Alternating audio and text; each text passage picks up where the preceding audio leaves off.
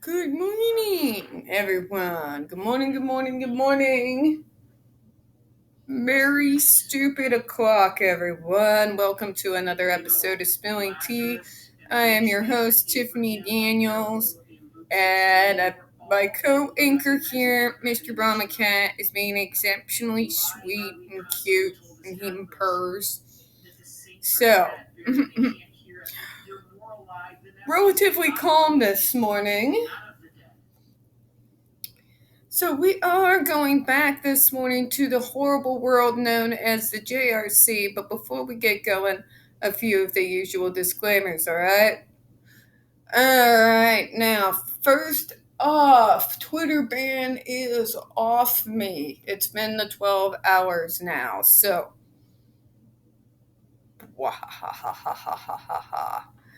Alright, now, you are going to find the link to the investigative report that is ongoing right there in the description box, alongside the other pertinent links to the Stop the Shocks campaign, including Autistic Hoya's massive archive on the subject, the templates, folks.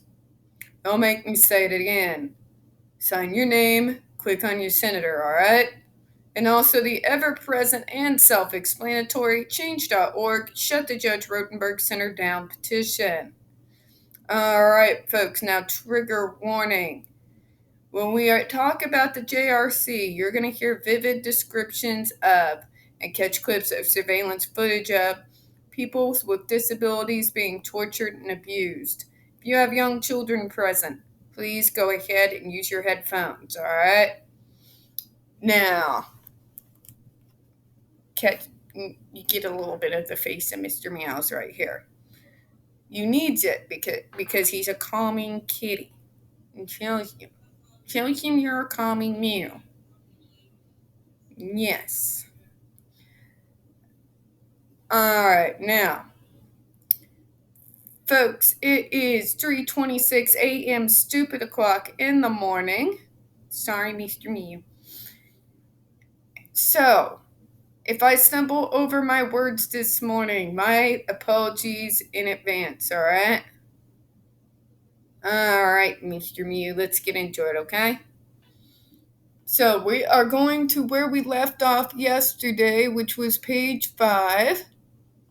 I believe it was page 5. Let me double make sure real quick. Yep, it is page 5. Alright. So,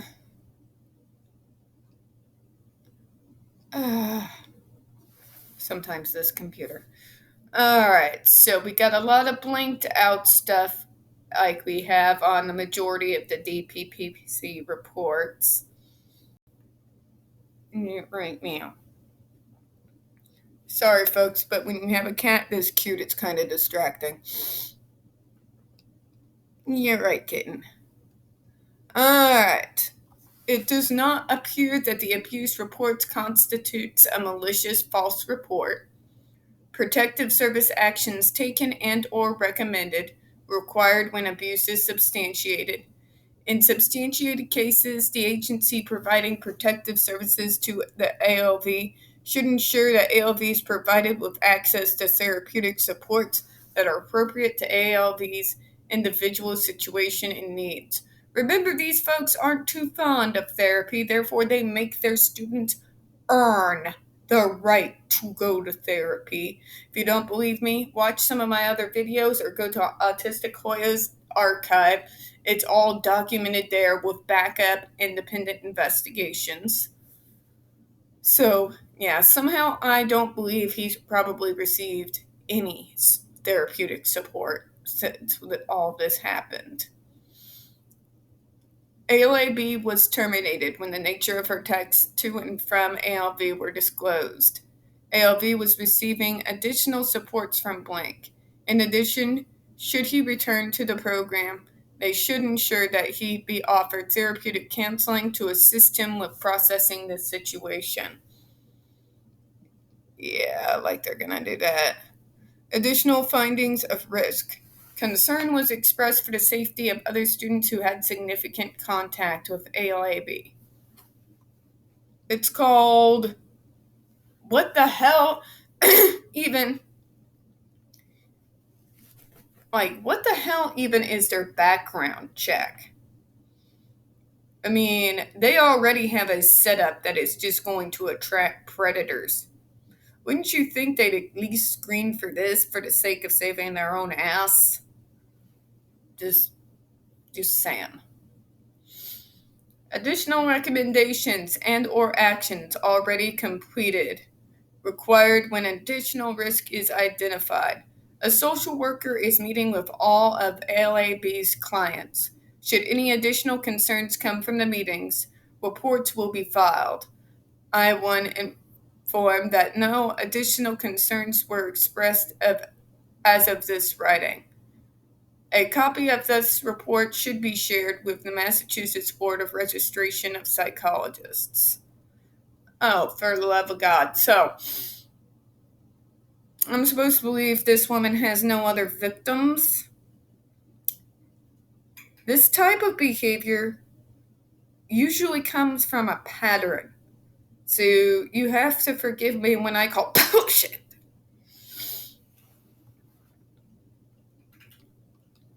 Just saying. Okay, there's blanked out information. Was the alleged victim interviewed? Yes. I can't even think about how terrifying that must be because the JRC blames everything on the damn students, so I can't even imagine how terrified he must have felt. Damned if you do and damned if you don't situation.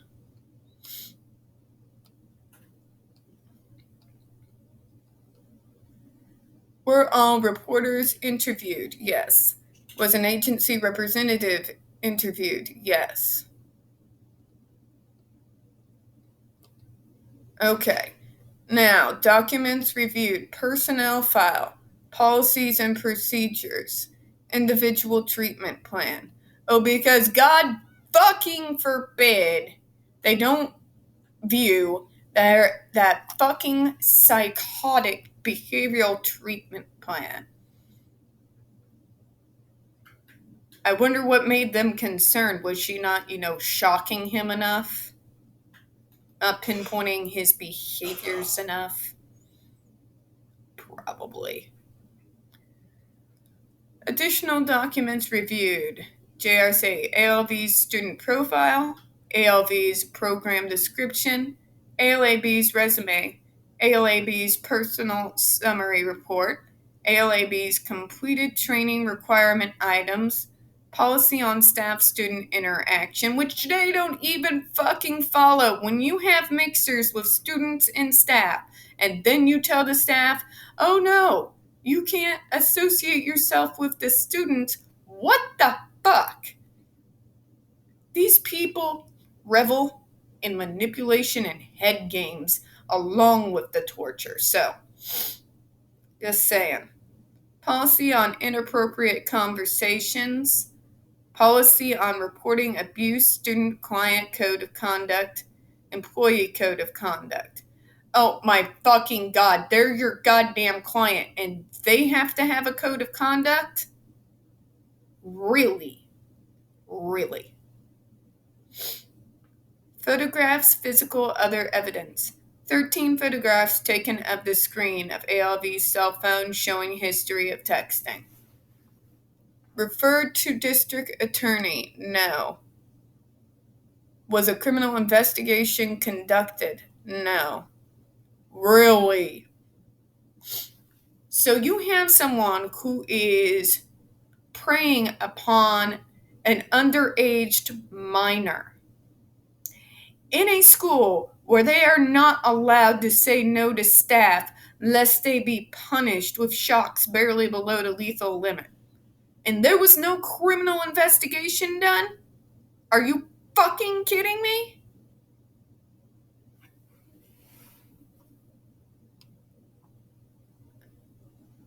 Okay, and then there's all their signs here. Okay. Additional facts pertinent to the allegations investigated.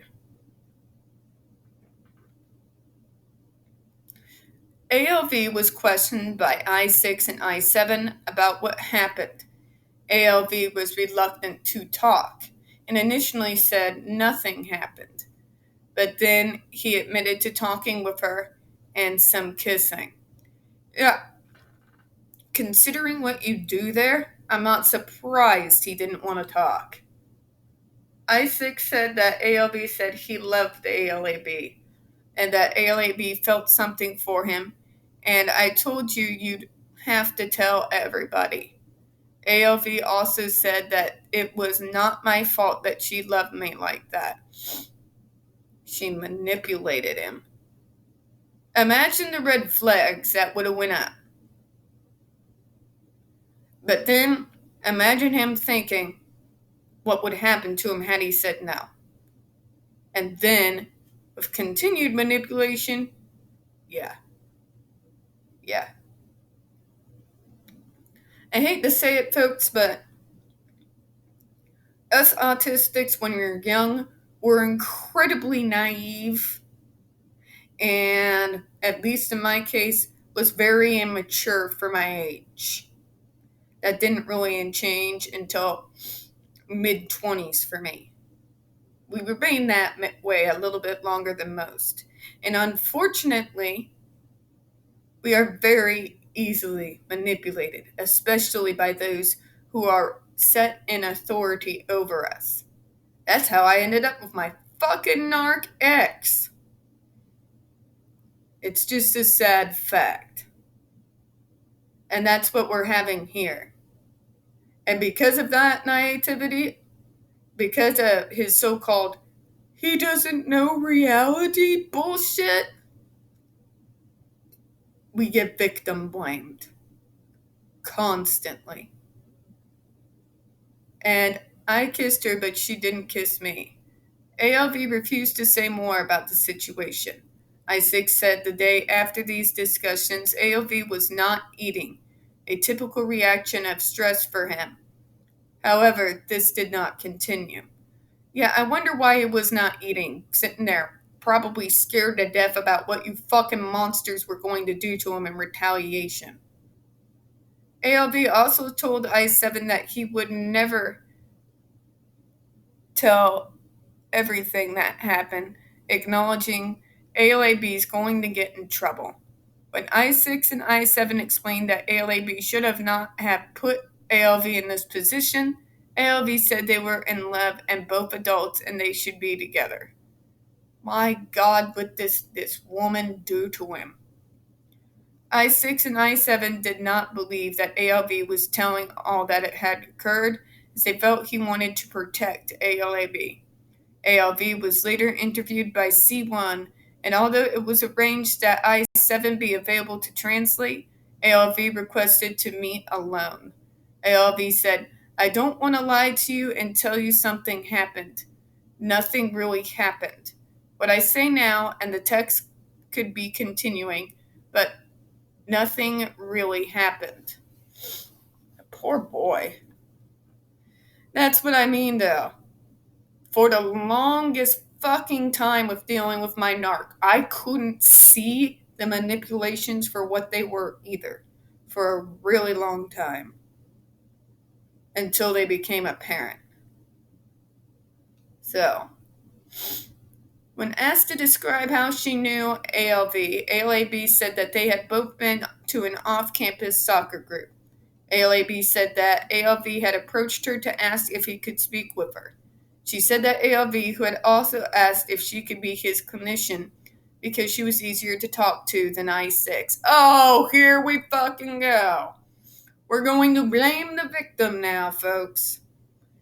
ALAB said that ALV described he wanted out of JRC, so she asked him to break down the steps to his leaving. He said he needed a GED, but that he needed a GAD, but that he had failed before. Oh my God, the poor kid. So, let me get this straight. The poor guy is going to this person because he wants fucking help getting out of that hellhole. That just makes the whole situation that much more horrific. He wants out. They've got him convinced he needs the GED. Poor kid. And he wants the hell out of that hellhole. ALAB said that ALV had taken the test in English, but that he could have taken it in Spanish, and she felt that his treatment team should have worked on this. She ordered a GED study book in Spanish. She said that they communicated by phone, and she had once taken a photo of him at soccer and had his number. She said that I6 was aware of her having his number, and that I6 agreed that they could have social ops. Oh my God. ALAB said this began in March. ALAB said that they had been seeing each other during these meetings and at soccer, and on the day she was terminated, they were to go to Olive Garden for lunch. She noted that ALV had asked for this and that this was not unusual for staff to do with clients with proper approvals, which they sought. So, you're gonna turn it around, you predatory fucking bitch, and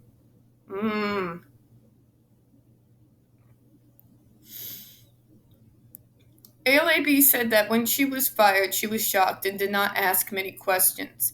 She said that she is not a person who does anything wrong because she always has a guilty conscience. Explain the fucking nude photos, lady. ALAB said that I4 and I5 told her that we saw your text messages with ALV. ALAB said that she was terminated. After she was terminated, she spoke blank, and because of potential consequences, she might not be able to answer all questions asked by this investigator. When asked about her phone contact with ALV and the JRC staff student interaction policy, ALV said that JRC has clear distinctions between students and clients in their way of talking about children versus adults, and that they serve. She noted that there are differences in programs regarding bedtimes and food. When questioned further, ALAB said, in looking at JRC, would not approve any reference policies she had to sign every quarter.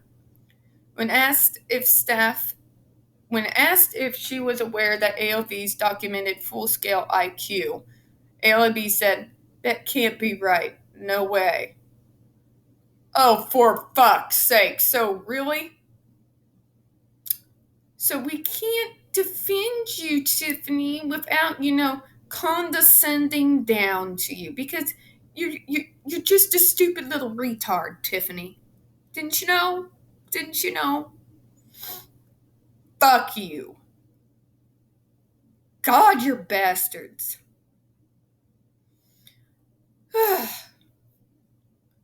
When asked if she knew that ALV was a client of blank, she said that she did not know his details, but did know he was from New York.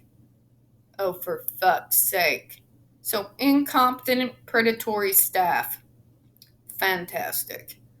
When asked if I6 had specifically said that he had concern for ALV's relationship with older women, given ALV's history of reliance on blank, which I6 said to the investigator he had mentioned. Oh, for fuck's sake. Yes, here we go.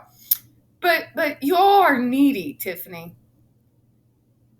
You all call us fucking needy when we're shrieking in fucking pain due to sensory issues. And you say we're doing it for fucking attention and to ignore us. So excuse me if I don't take your fucking word for shit, JRC.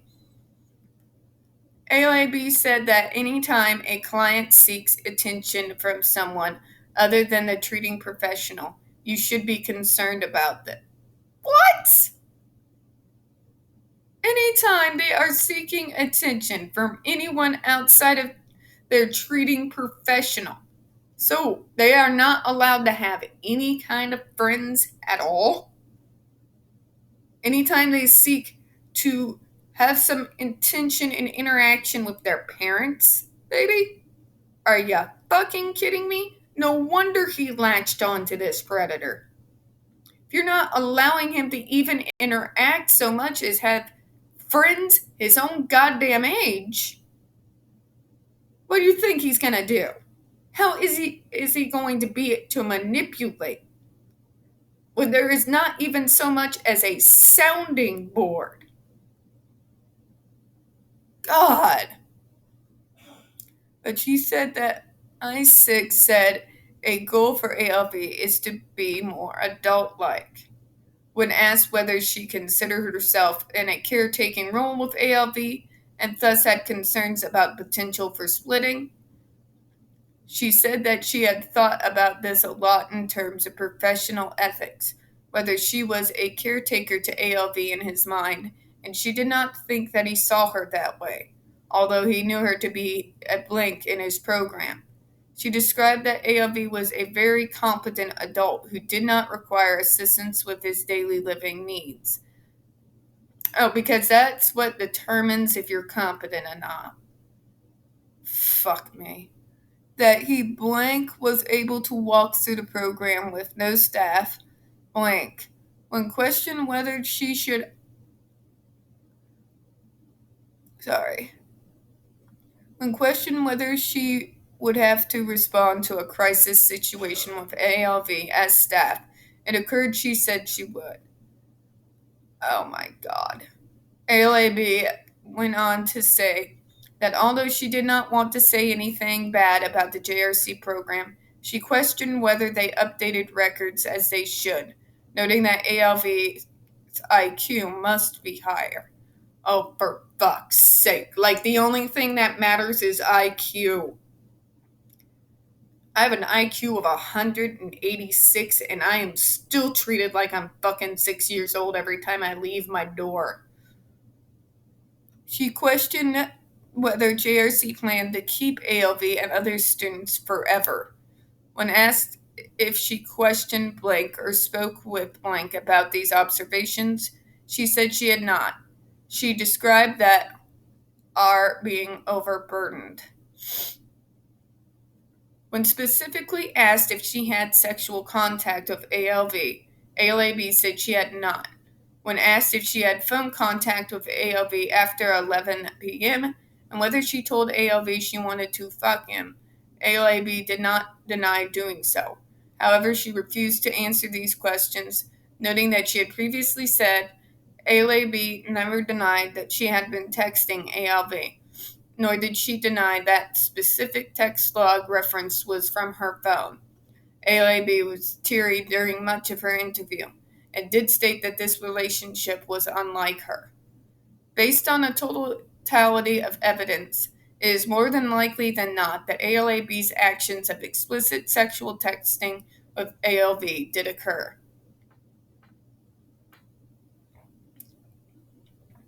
It is clear, given their relative positions and the nature of the JRC program, that ALAB was a caretaker to ALV, particularly since they did have sanctioned social op meetings. Given ALAB's status as blank and ALV's status as a client, there is a clear inequality of power in the relationship. Gee, you fucking think? Thus, ALAB's action towards ALV constitutes sexual exploitation. All other JRC staff were clear that this was both an agency policy and a professional ethical violation on ALAB's part, even though neither ALV nor LAB expressed a concern for this, and ALV professed love for ALAB. JRC's explicit policies, as described above, should have made this clear to LAB.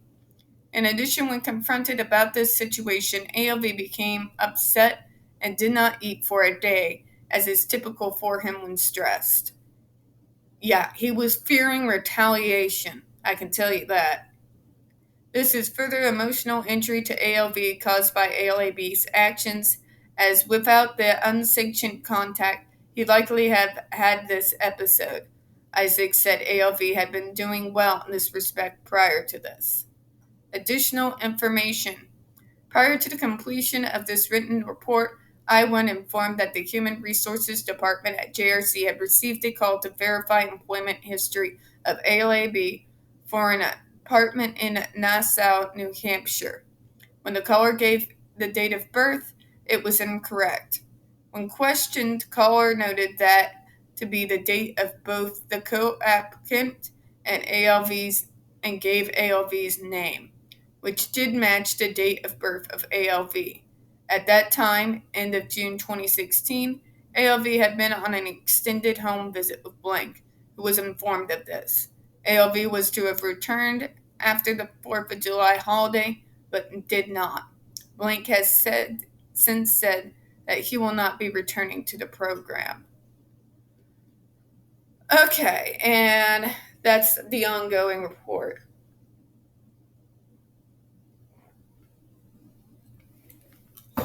So this woman has warped this poor kid's head so much that this is going on. It's obvious to me that this school attracts predators, and that unfortunately, due to this woman's manipulations, that poor kid is still being manipulated. It happens a lot to us autistics.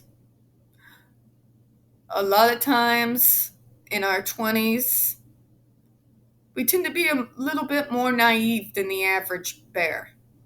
And especially due to society's tendency to socially completely isolate us, we become all too susceptible to predators, narcissists, anyone that's going to love bomb the hell out of us. It's just a sad fact. I'm speaking from my own experience in my own life here. And it takes a few years and a lot of hard knocks before you begin to understand. So, you have this kid being manipulated by this person who has authority over him, who is programmed by the JRC to never say no, programmed by ABA to never say no, stuck in a school that tortures, starves him, deprives him of sleep, completely closes him off from having any friends of his own age. And then you have someone like this that comes along. It's a perfect fucking setup.